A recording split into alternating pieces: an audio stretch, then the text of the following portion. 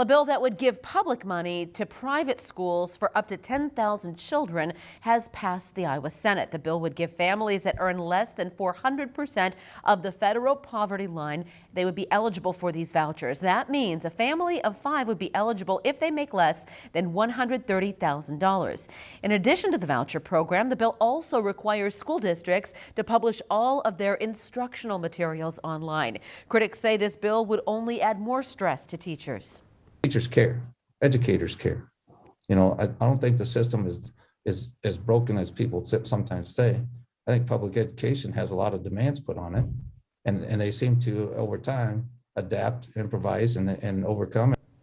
Those scholarships would only be available on an annual basis. Now that means families would have to apply for an additional scholarship each year their child remains enrolled. The Parents' Bill of Rights was added to this legislation before passing the Senate.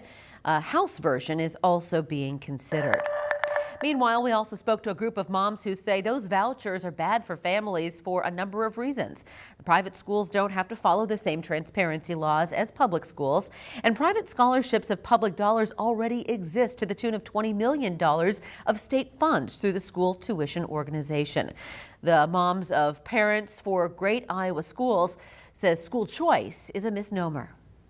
You have to apply to get into a private school. So to say that it's, an ultimate freedom, that you can choose any school that you want to, schools can turn children away. Like Louisa had mentioned, if you have special education needs that they can't be met, if there are behavioral issues.